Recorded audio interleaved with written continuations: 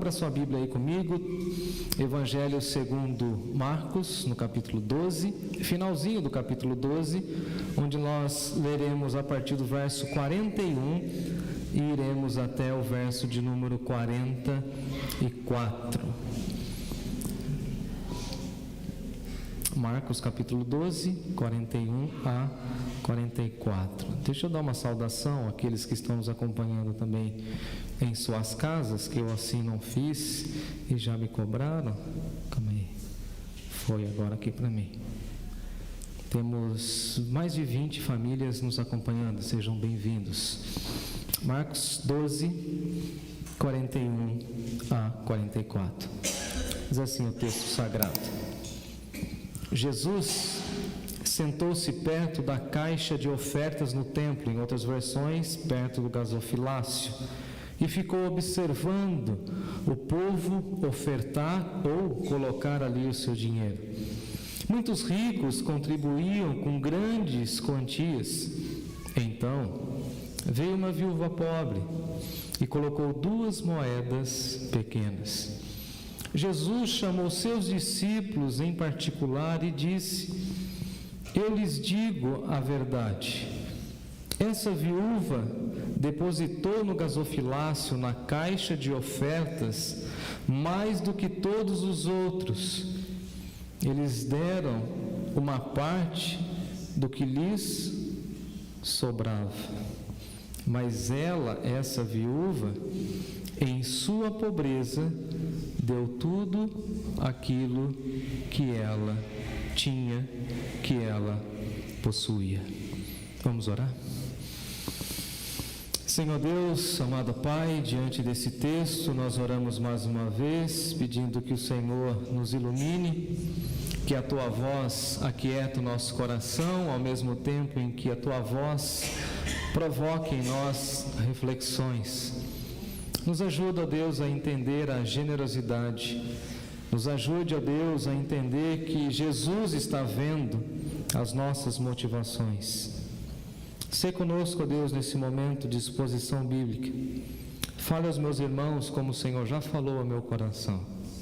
Tenha misericórdia, ó Deus, da minha vida, dos ouvintes, e que a Tua voz, mais uma vez, seja poderosa. Em Jesus nós oramos. Amém. Quem está aqui na igreja há mais de 5 anos na Nova Canaã? Quem está aqui há mais ou há menos de 4 anos? Menos de 4 anos. Tá. Quem está aqui há menos de 2 anos? Tá. Menos de 1 ano. Quem está recém-chegado? Olha. E vocês? Só que o Paulinho nem levantou a mão porque chegou a sua carta essa semana, né? Boa. Já se sente de casa, né? Alguém algum dia já ouviu esse pastor pregar sobre dinheiro? Eu estou aqui 4 anos e quem calcula os meses? Já preguei sobre dinheiro? Já falei sobre dinheiro? Mas hoje eu também não vou falar de dinheiro. Eu preciso falar isso. Porque quando a gente lê um texto desse que fala de oferta, as pessoas já pensam o seguinte: o pregador vai nos acusar e vai tentar tirar dinheiro do nosso bolso. E essa não é a minha missão, de verdade. Não tenho essa preocupação. Quem vai fazer isso com você é o Espírito Santo. É Ele que vai te convencer. O meu lema, desde quando fui chamado por Deus, é que a obra de Deus não fica sem os recursos de Deus. Felizes são aqueles que entendem que precisam contribuir, inclusive com suas posses, mas eu não vou falar sobre isso. Não vou te acusar, por exemplo, como os pregadores de uma linhagem mais carismáticas, dizendo: se você não entregar, segundo Malaquias, o devorador vai visitar a tua casa, o teu celeiro. Não vou por esse caminho. Eu quero trabalhar a oferta a partir daquilo que a Bíblia nos mostra e tentar levar o seu coração a entender que acima dos seus recursos, Deus quer o seu coração. E se você entregar o seu coração, os recursos serão pequenos ou efêmeros diante da grande entrega. O que você tem de mais valioso? Uma pergunta. E uma pergunta sempre exige uma resposta. Sempre.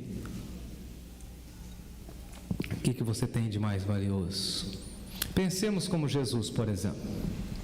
Jesus olha para os discípulos e fala o seguinte: o que adianta ganhar o mundo inteiro, ser uma pessoa famosa, ter muita grana, mas perder a sua alma?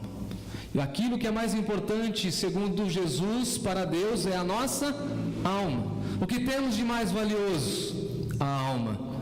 Mas curiosamente cuidamos mais do corpo do que da alma. Falamos que é a alma, mas desembocamos as nossas energias em outras demandas. E aí nós precisaríamos entender que oferta é uma expressão de amor ou uma expressão de gratidão diante daquilo que já foi feito.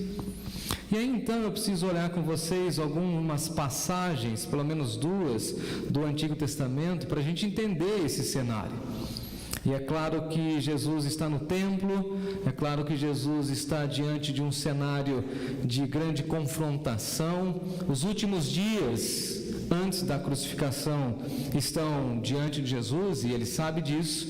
E você que conhece o Evangelho, você sabe que Jesus inicia o seu ministério, mas ele não vai para o templo. Ele deixa o templo como o seu último estágio no seu ministério. Quando ele começa, por exemplo, lá na Galileia, ele já vai para Jerusalém, entra e começa a ensinar no templo? Sim ou não? Não. Ele entra no templo e ele entra em Jerusalém no final do seu ministério. Porque infelizmente aquele local de templo, de religião, de suposta adoração a Deus, é ali onde ele será traído, negado, afrontado e injustamente condenado. E é claro que Jesus não estava fugindo do templo, mas que Jesus, quando entra no templo, ele entra com palavras duras e também acusatórias. Isso que vocês estão vendo e estão felizes, disse Jesus, não ficará pedra sobre pedra. Em 3 dias reedificarei o templo. Aí ficou todo mundo perplexo. Como assim? Demoramos décadas para construir, o senhor vem e fala que vai destruir. Nós temos um sistema religioso onde vendemos os animais, onde a gente faz as nossas trocas, as nossas barganhas, há um comércio todo em volta de Jerusalém. Como assim o Senhor entra e quebra as bancas, solta os animais e diz que essa casa é casa de oração? Agora, veja que no Antigo Testamento, lá em Deuteronômio, a Bíblia vai dizer para nós que o povo de Deus deveria celebrar o Senhor em 3 festas. Quem é bom de Bíblia? EBD, vão comigo? Primeira festa. Festa dos pães asmos, sem fermento. Depois nós tínhamos a festa da colheita. E por fim, tínhamos a festa das cabanas, dos tabernáculos. É tão interessante porque o texto de Deuteronômio, capítulo 16, vai dizer para nós que nessas 3 festas o povo era proibido de chegar diante de Deus com as mãos vazias. E é claro que o texto aqui está falando para uma cultura agrícola. Então ele está dizendo o seguinte: sempre que você se apresentar diante do Senhor, apresente-se com uma oferta. Ele está falando de dinheiro? Responda, igreja. Ele está falando de oferta. Quem tem grãos, entrega grãos. Quem tem animais, entrega animais. Quem é estrangeiro e não tem nada para oferecer, entrega o coração. Eu já contei essa história, mas eu gostaria de contar novamente. Eu posso contar uma história? No final de uma campanha missionária, quando eu estava vivendo a maior crise existencial da minha vida, e naquele dia não tinha um tostão no bolso, e o missionário falava: quem vai se entregar? Quem vai se doar? Qual vai ser a sua maior oferta? E eu, ainda adolescente, via alguns irmãos, e desculpa a expressão, alguns burgueses da minha igreja de origem indo à frente, e eu via aqueles envelopes. Alguém pega um envelope aí para mim? Pega o envelope, traz aí para mim, Lucas. Aqueles envelopes gordos e robustos, aqueles que a tesouraria gosta, sabe? A tesouraria gosta de envelope assim. Olha o sorriso da Marilise. Olha o sorriso. Estou brincando, cara. Vem aqui, Valneide. Eu vou eleger você como diaconisa, viu? Você tem jeito de diaconisa. Aí, o pessoal levando aqueles envelope.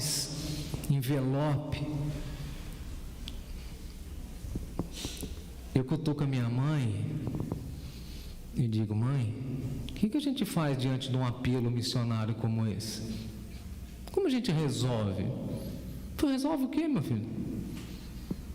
Eu não tenho dinheiro, mas eu quero ofertar. Ela falou assim: mas você está prestando atenção naquilo que o pregador está falando? Eu falei: eu quero ir para a África, era o meu sonho, sempre foi.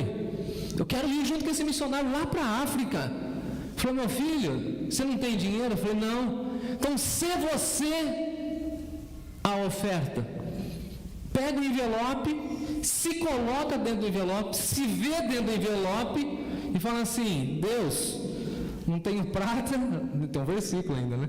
Não tenho prata nem ouro, mas o meu coração eu entrego aqui com o meu nome e quero servir ao Senhor. E fui à frente. Peguei um envelope como esse. Todo mundo, né? Os meus amigos, molecada, adolescente, né? Ficava olhando para o envelope, e eu andando com o envelope. Todo mundo sabia que eu não tinha nada dentro do envelope. Cabo culto, o tesoureiro me chama, falou assim: eu acho que você fez uma brincadeira. Eu falei: não, irmão, daqui a alguns anos o irmão vai entender. Hoje eu não tenho nenhum dinheiro. Amanhã provavelmente eu não terei nenhum dinheiro.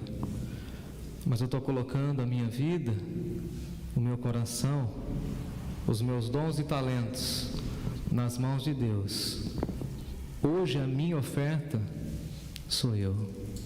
Eis-me aqui, Senhor. E esse mesmo tesoureiro pagou 4 anos de boleto para eu estudar na Faculdade Teológica Batista em Campinas. Eu estou falando de oferta, mas não estou falando de recurso. Estou falando de gratidão, ou das expressões de gratidão. E parece que esse povo aqui não havia entendido isso. Agora eu convido você a abrir a sua Bíblia lá no primeiro livro de Crônicas. Eu ainda não adentrei o texto de Marcos, correto? Vocês estão comigo? Abra comigo aí primeiro livro de Crônicas, lá no capítulo 29.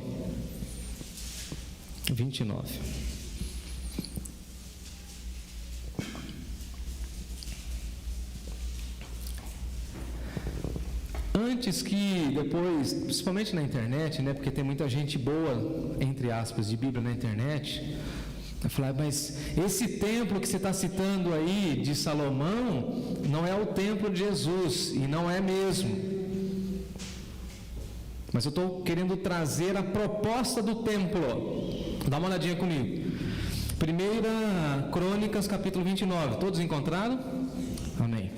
Eu leio o texto, dá uma olhadinha aí comigo, a partir do verso 1. O rei Davi se voltou para toda a comunidade, para todo o povo de Deus e disse: meu filho Salomão, que Deus escolheu, ainda é jovem e inexperiente. O trabalho que ele tem pela frente é enorme, pois o templo que ele construirá não será para meros... Esse templo era para o que, irmãos? Não era para meros humanos, mas esse templo é para o Senhor Deus. Usando todos os recursos a meu dispor, juntei o que pude para a construção do templo, o meu templo, com o meu nome. É isso que Davi está falando? Para o templo de quem? Do meu Deus. Agora, há ouro, prata, bronze, ferro, madeira suficiente, bem como grandes quantidades de ônix e outras pedras preciosas, joias caras, todo tipo de pedra da melhor qualidade e mármore. Dá para fazer uma boa construção com tudo isso? Devia ser chique ou não? Coisa de primeira. Imagina você entrar no templo e falar assim: olha, aquele pilar ali foi revestido de pedras preciosas, tem mármore, tem ônix. Não é marca de carro só não, viu? Tão interessante, né? Quando a gente fez o banheiro lá da parte superior, uma criança adentrou e falou assim: pastor, eu fico olhando lá naquele piso, é tão bonito que dá vontade de deitar. Eu olhei para aquela criança e falei assim: você não imagina a glória do primeiro templo. Ela falou assim: veja aqui, pastor, nossa igreja está chique. Eu entendi por conta do contexto dela. Eu falei: pois não, veja só. Ela até usou o nome do Mário. O tio Mário colocou uma torneira de acionamento igualzinho do shopping. É muito chique. Eu falei: como que funciona? Ela fazia assim com a mãozinha, ó, pequenininha assim. Você olha para a saboneteira, ela já está jogando. Eu falei: é, filha, você gostou? Ela falou: gostei demais, demais. Eu falei assim: e o nosso Deus? Ela falou: ele deve estar sorrindo. Não é a minha casa, com muito respeito a você, não é a sua casa, é a casa é o nosso melhor. Não queremos ostentação e nem luxo, mas deve ser o nosso melhor. Versículo 3. E agora, por causa da minha alegria com a construção, detalhe, você se alegra com a construção? Veja Davi: porque eu me alegro com a construção do templo que é do meu Deus e não é meu, eu entrego todos os meus tesouros pessoais. E olha o que Davi estava entregando: ouro e prata, para ajudar na construção, além de todos os materiais que juntei para o santo templo. O que ele entrega? Os seus recursos pessoais. Lembrando que ele é rei. Ele não estava oferecendo aquilo que estava a seu dispor no reinado. Ele está colocando a mão no bolso e dando aquilo que é seu, correto? Aí alguém me perguntou assim: pastor, será que era muito dinheiro? Alguém sabe, por exemplo, o valor da grama do ouro hoje? Alguém sabe? Tem ninguém aí que tem ouro? O que fica atrás de cotação de ouro? Não tem. Não tem. Dá uma olhadinha comigo, versículo 4. Cleusa, dá uma risadinha para mim, Cleusa. Eu sabia. Versículo 4. Olha o que ele oferece. Eu ofereço 105 toneladas. Saca só, Bruno. A gente pensa que esses caras aí é ostentação no Instagram. Dá uma olhada. Não é jogador de futebol não, hein? Hã? Não entendi. Não. Ah, o valor da... Tá. Eu falei, pensei que minha Bíblia estava errada. Eu estudei no hebraico, Natália. Quanto que é o valor da grama do ouro? Então você faz a conta aí, vezes 105 toneladas. Se vira, russa. Presta atenção aqui, conversa paralela. Pode isso, professora? Conversa paralela? 105 toneladas de ouro. Qualquer ouro, gente? Não, é o melhor, ouro de Ofir. 245 toneladas de prata refinada para revestir as paredes. Imagina, aqui a gente passou massa corrida. Como que era o templo? As paredes revestidas de prata. O pessoal da iluminação, da câmara ia brigar, porque não tem como. Semana passada eu vim com uma camisa branca, eles não conseguiam focar, porque ficou tudo muito claro. Caminhemos. E para os outros trabalhos em ouro, versículo 5, e prata serem feitos pelos artesãos. E aí Davi faz uma pergunta: quem seguirá o meu exemplo e entregará hoje as ofertas ao Senhor? Repara comigo aqui. O bom líder é o primeiro a não dar a ideia, mas a fazer a coisa. O bom líder, Davi, fala o seguinte: nós vamos fazer uma casa para o nosso Deus, e eu, como sou líder, eu vou dar a oferta primeiro. Eu estou dando o exemplo, e depois que eu dou o exemplo, aí vem a cobrança, a exortação. Ele fala assim: eu estou dando tudo isso, e a minha pergunta é o seguinte: quem vai ofertar comigo também? Não importa o valor, quem vem comigo nessa proposta de entregar tudo para o nosso Deus? Tem que ter fé ou não? Tem que ter ousadia? Tem que ter integridade?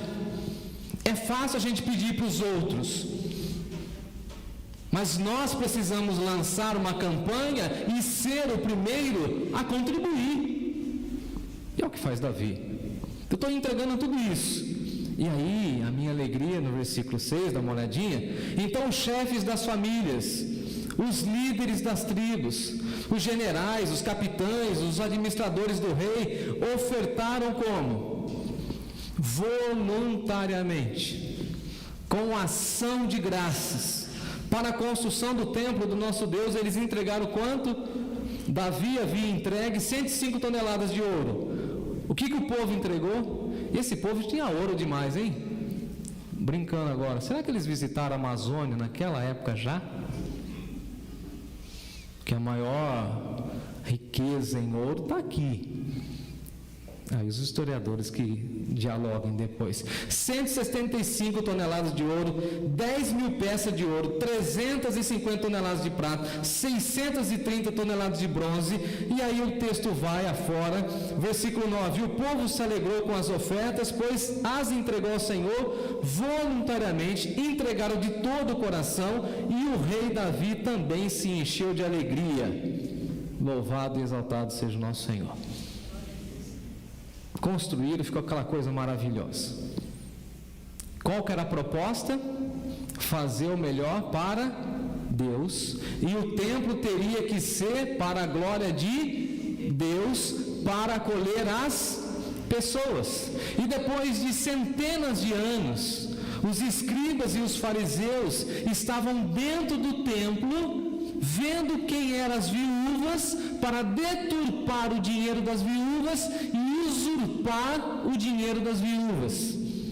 Dentro do templo, pessoas ditas religiosas, entre aspas, de Deus. E aí Jesus está no templo vendo tudo isso, e ele começa a fazer as suas colocações. Voltei para Marcos capítulo 12, me acompanhe.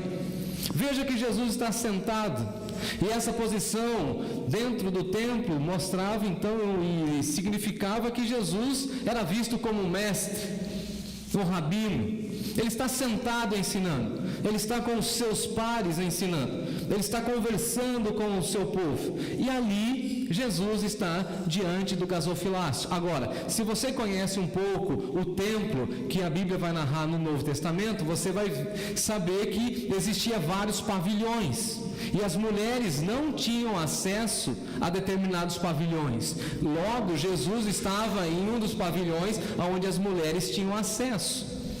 Haja vista, por exemplo, que Jesus, uma outra vez no templo, recebe uma comitiva querendo apedrejar uma mulher que foi apanhada em flagrante adultério. Lembram-se disso? Onde eles trouxeram a mulher? No templo.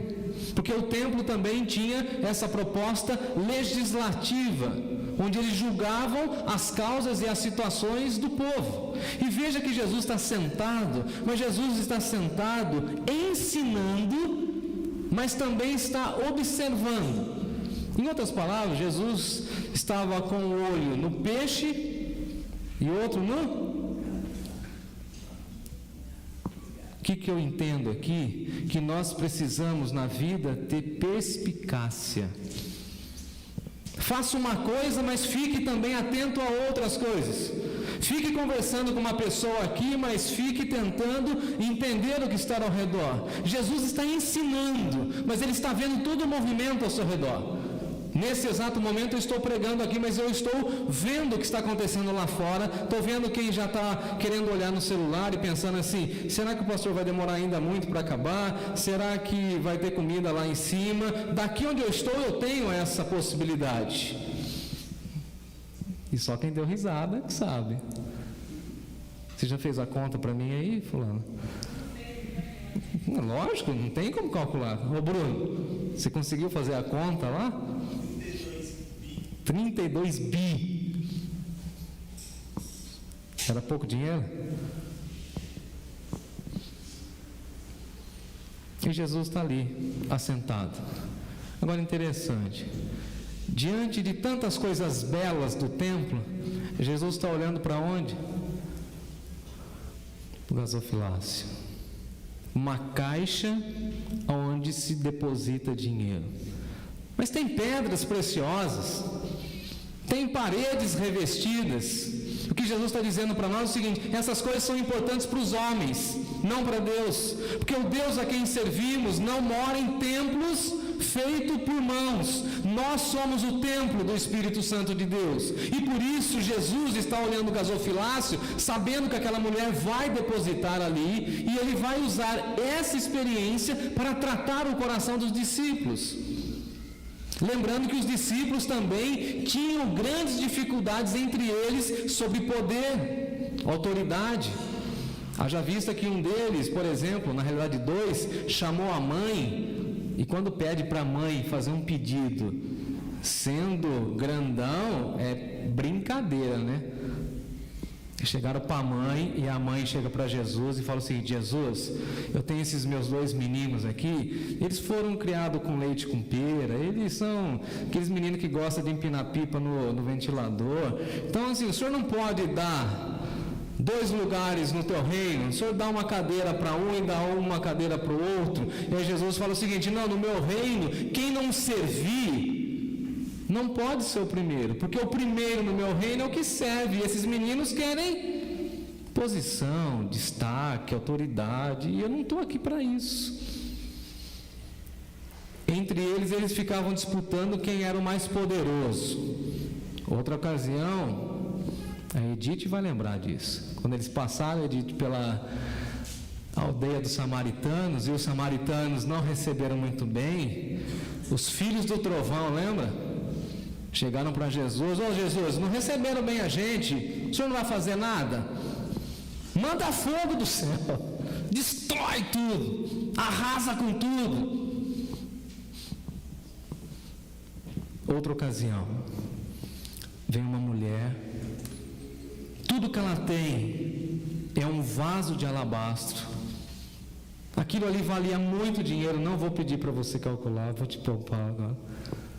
Ela quebra diante de Jesus, e os discípulos estão lá com a calculadora falando assim: nossa, se isso daí fosse entregue como oferta, como daria para ajudar os pobres, daria para comprar não sei quanta cesta básica, a alimentação, medicamento, e fazendo esse tipo de cálculo. E Jesus falou o seguinte: não é isso. E Jesus está olhando só o gasofilácio. E olhando o gasofilácio, ele vai contemplar que o pessoal estava contribuindo. Dá uma olhadinha comigo, verso 41. Muitos ricos contribuíam com grandes quantidades, com grandes quantias. Teve uma ocasião que aconteceu aqui, foi lá no finalzinho de 2019, 9 foi a organização da igreja. Acho que eu estou meio nostálgico, né? 2019. Tem uma irmã aqui da nossa igreja, ela trouxe o dízimo de toda a família naquele dia. Não sei, alguns irmãos que estavam aqui comigo lá em 2019, por isso que eu perguntei no início, vão se lembrar. E aí no meio do culto, o irmão Paulo, me lembro até hoje, o Paulo César estava aqui regendo a congregação, e a irmã então veio com o envelope dela, da mãe, da tia, da avó, e ela havia mandado um recadinho para o Fábio, e não sei o que, ela chegou aqui e não entrou. Também ela trouxe 4, 5 envelopes, não entrou aqui. E depois do culto, acabou o culto, né? Eu nem sou muito brincalhão, eu não sou. Cheguei para ela e falei, irmã, eu acho que era muito pesado. Pesado que o envelope. Ia quebrar o gasofilaço. No outro domingo, veio uma criança, não sei quantos lembram dessa história também, com um monte de moeda, chegou aqui e o Fábio, eu me lembro, o Fábio, com aquela paciência do Fábio, ele ficou com uma agonia, ele olhava para mim e falava assim, tipo, resolve, não tem o que fazer. O envelope do menininho cheio de moeda não entrava. Até o dia que eu peguei o gasofilaço, eu levei e ela falou assim, abre um pouquinho mais. Mas nós não estamos falando de quantidade, nem quantia. Mas Jesus estava olhando, e Jesus consegue ver para além do envelope, ou não? O ser humano consegue entender o que está dentro do envelope? E Jesus? A gente vê só a ação da pessoa, correto? Jesus vê a motivação da pessoa. Nós conseguimos só contabilizar os reais, mas Jesus consegue contabilizar as motivações que levaram essa pessoa a entregar aquela quantia. E veja que o texto vai reforçar para nós que aqueles que tinham posses, os ricos, nesse contexto, estavam contribuindo bastante, com muitas quantidades. E a minha pergunta para Jesus e para o texto foi o seguinte: como que Marcos descobriu que esses caras estavam colocando bastante dinheiro? Porque lá se colocava apenas nessa ocasião, não tinha nota, era apenas as moedas. Moeda, por exemplo, moeda de 5 centavos, ela é pequena ou grande? Fica em qualquer lugar, né? A de R$1, a gente já dá uma olhadinha, né? A de 50 centavos, a gente já fica em cima dela. A de 10 centavos. Você imagina um camarada, por exemplo, chegar aqui hoje e falar assim, eu vou fazer, não um Pix, eu vou fazer uma oferta de... Pensa uma oferta boa, eu não vou nem falar o valor, vocês vão falar para mim, vai, alguém. Generosa, hein? R$500. 500 reais. 500 moedinhas de R$1. Ia demorar ou não? Ia demorar ou não? 2 moedinhas de 10 centavos. Eu vou embora. Como que você sabia que aquele camarada era rico?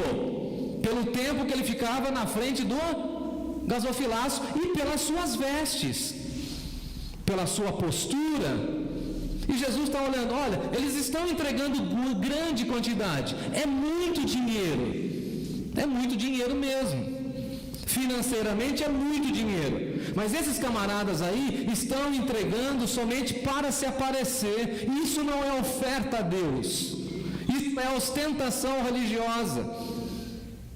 Isso é postura hipócrita, igualzinho dos fariseus e dos escribas. Não é culto a Deus. Porque se fosse culto a Deus, ninguém ia começar a fazer entrega de oferta na hora do ensino. Imaginemos a cena, eu estou pregando agora, levanta o irmão aí com essa oferta generosa de R$500, e bem agora, na hora que eu estou ensinando, o camarada vem entregar aqui. O que a gente vai falar? Ô meu filho, isso é hora de fazer entrega de dízimo, de oferta? Teve antes de começar o culto, teve na hora do louvor, tem pós-culto, você pode entregar para a tesoureira, você pode mandar em Pix, mas na hora que o pastor está ensinando, você quer entregar, você só pode querer se aparecer, você quer um holofote em cima da sua cabeça? Mas aí Jesus vê e contempla uma viúva Viúva, completa comigo. Pobre. Porque tem viúva rica também, não tem? Você conhece? Eu conheço, hein? Conheço. E ela coloca 2 moedinhas. Eu fiz lá a minha lição de casa, pelo valor do denário da época e tal, seria como se ela tivesse colocado ali 2 moedinhas de 50 centavos. Enquanto a proposta da irmã foi uma oferta generosa de 500 mil reais. Em termos monetários, financeiros, qual foi a maior? Humanamente falando, a gente vai falar assim, de 500 reais, e para Jesus, é de R$1, que foi 2 moedinhas de 50 centavos. E aí Jesus vai explicar isso. Agora, veja que interessante, porque Jesus ensina por meio da observação. Você observa? Ou você é uma pessoa que é observadora? Bom, deixa eu fazer outra pergunta. Vocês acham que eu sou observador? Vocês não deixam nem eu fazer pergunta? Esses dias eu chamei o Timóteo e falei assim, vou comprar uma lupa. Para que lupa? Vamos ver a formiga. Eu estou vendo a formiga. Não, vamos ver a formiga. Você pensa que está vendo a formiga, vamos matar uma formiga. Ai, pai, que dó. Vamos ver a formiga. Ampliamos a formiga. Vamos ver uma barata morta. Vamos ampliar a barata. Ele falou, você não vai chegar no rato. Não, eu tenho pavor de rato.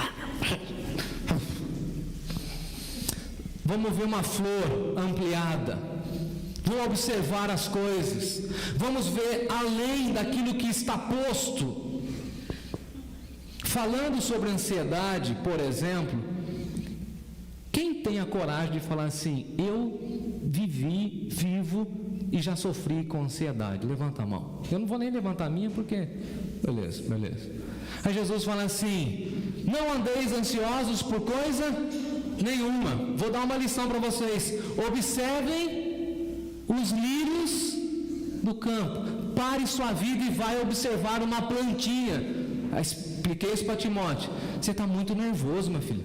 Você está muito agitado. Vamos parar e observar. Aí teve outro dia que eu falei assim, tem uma lição para você. Nós vamos começar a medir as rodas dos carros, porque eu sou apaixonado por roda e pneu.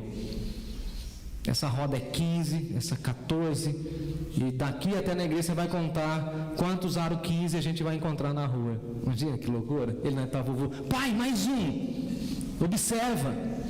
Você observou aquela senhorinha passando a faixa de pedestre? Você observou aquele passarinho que voou aqui? Porque as grandes lições da vida, meus irmãos, está na nossa observação. Você observou que as crianças vêm aqui cheias de alegria? É isso que Jesus está ensinando para nós. Observe como as pessoas servem a Deus e se entregam a Deus, ou fazem por mera obrigação. Por exemplo, vocês acham que eu prego por obrigação? Vocês acham que eu sirvo a igreja pelo salário que a igreja me oferece? E por que vocês acham isso? Porque vocês estão observando. Os seus olhos estão fitos. Vocês entenderam e viram que o Rafael quase se envergou aqui fazendo um acorde no violão? Eu vi. Vocês viram que o Paulinho, ele tem um tique quando ele vai começar a tocar a bateria? Eu já vi. Nem fico olhando para isso, não, vai que ele fica com vergonha. Vocês já perceberam que a Francisca, parece que ela vai quase... Observa. Tem grandes lições nisso. Vocês já observaram que mesmo que o pedal, como eu falei pela manhã, do piano não funcionando, a Vanessa pisa no pedal para segurar a nota, porque ela quer fazer com que a congregação suba na nota. Perceba, observa. Observa quando a Cleusa está dando aula, se ela não está com brilho nos olhos. Observa isso, porque isso que é culto. Isso que é celebração. É quando a gente se entrega, quando a gente entrega o nosso melhor. E como nós aprendemos hoje na escola bíblica, é quando nós entregamos o nosso melhor, não para o mundo, mas para Deus. Às vezes nós entregamos o nosso melhor durante toda a semana. Foi isso que nós discutimos, Marcos? Na IBD? No nosso trabalho a gente entrega o melhor. A maior disposição, a maior dedicação, o maior empenho, motivação, tudo. Chega no domingo, a gente tem uma baita de uma canseira. A verdade é essa. É um sono incontrolável. A gente põe dinheiro na mão no bolso. Caiu até um celular aí. Oferta, irmão? Eu não podia perder a piada, Rafael. Não podia. Vou colher a oferta, né? Vai que o cara desiste, né? Deus está falando, né? Aqui com o trio aqui, ó. Perdi até o fio da meada. É difícil isso acontecer. Aí o nosso melhor, a gente fala assim, não, Deus vai aceitar. Os ricos entregam grandes quantidades. Agora, uma pergunta. Tem problema ser rico? Outra pergunta. Quem quer ser rico? Por que ninguém levantou a mão? Eu quero ser. Vou até abrir meu paletó. Eu quero ser.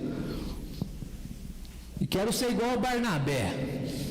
Ganhei muita riqueza, vendo metade entrega no pé dos apóstolos. Tinha um tal de, não vou nem falar o nome dele, que tentou enganar o Espírito Santo, caiu durinho diante do altar. Você imagina hoje, camarada vem aqui, cheio de vaidade, prepotência, sou fiel a Deus, mas o Espírito Santo está acusando no coração dele, você é vaidoso, arrogante, e você só quer se aparecer, ele entrega que cai duro, tem que chamar o SAMU, o que acontece? Ele não vai morrer, não vai. Mas Deus está vendo? Deus está vendo? Deus está vendo se nós estamos entregando um culto com o nosso coração inteiro para Ele, ou se a nossa cabeça está lá fora pensando nas atividades de amanhã. Essa mulher entra no templo, interrompe uma aula e entrega apenas 2 moedas e é elogiada por Jesus, e Jesus fala, essa mulher deu muito mais do que todos os outros. Veja que Jesus inverte a lógica. Jesus está falando assim, ela entendeu o que é culto, porque ela tirou da pobreza. Lembrando que ser pobre e viúva naquele tempo era viver à margem da sociedade, não tinha INSS, não tinha previdência, não tinha recurso. E ela tira da pobreza, ou seja, ela não tinha o que comer, e ela tira do seu sustento para entregar ao Senhor. Louvado seja o Senhor por isso. Porque Deus merece o nosso melhor. Porque Deus merece o nosso coração. Porque foi Ele que nos fez. Deus quer a nossa alma. E Ele chama os discípulos em particular. Amo isso. Tem lições que Jesus dá para todo mundo, não é assim? Hoje mesmo Timóteo falou, pai, lá de cima dava para ouvir sem falar. Eu falei, para os vizinhos ouvir. Se quiser pode aumentar um pouco mais o som, sem problema nenhum. Eu falei, filho, para todo mundo ouvir. Agora tem lições, meu filho, que a gente fala bem baixinho. Jesus fala para a multidão ouvir, quem deu mais e quem deu menos. Ele chama os discípulos em particular. Olha, vocês que vão conduzir a igreja no livro de Atos, deixa eu dar uma lição para vocês. Vem aqui numa aula VIP. Entenda comigo uma coisa. Essa mulher, ela deu da sua pobreza.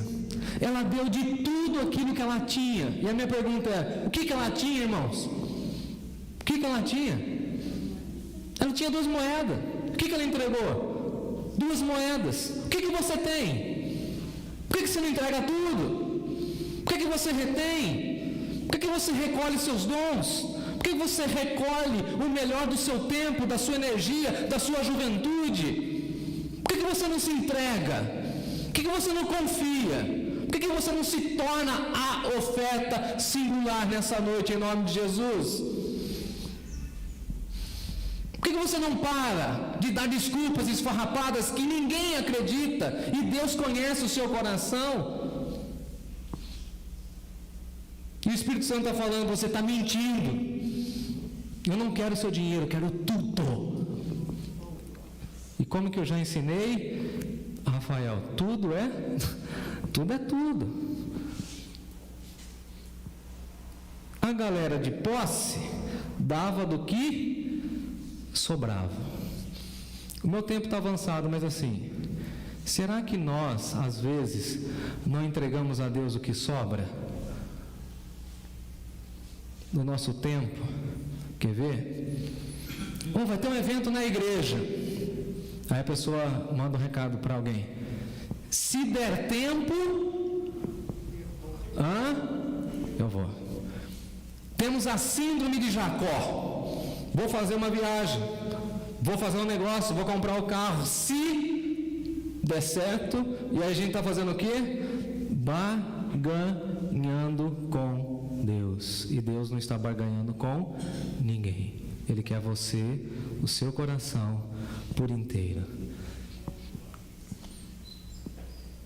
Quando Deus chama Abraão, ele fala assim: "Se tu uma bênção".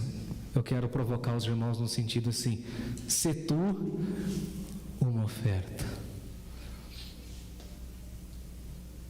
Tem um cântico que a gente canta, que a gente fala assim: vem o Senhor minha vida oferecer, como oferta de louvor e sacrifício. Quero, Senhor, a minha vida a Ti. Então entrega.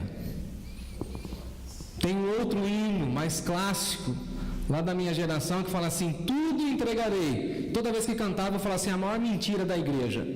Todo mundo canta, e o relatório financeiro não muda de lugar. Continua o mesmo saldo. Então a gente está mentindo. A gente canta que tudo entregarei. Próximo evangelismo, são os 3, 4, 5, 6 gatos pingados que vem. Tudo entregarei, mas no mutirão não participarei. Mas na hora de cantar, eu encho a boca e solto como o rojão. Estou falando de dinheiro? Agora, o que Jesus está falando e ensinando para nós é aquilo que já estava no Antigo Testamento e que Jesus amplia um pouco quando ele fala o seguinte: o nosso Deus não despreza um coração quebrantado e contrito. O que Deus quer nessa noite é um coração quebrantado e contrito. E alguém vai falar assim: e o dinheiro? Isso não nos importa, porque um coração quebrantado e contrito entrega tudo, vírgula, inclusive o dinheiro. Ele não tem reserva. Ele entregou o comando da vida dele a Jesus.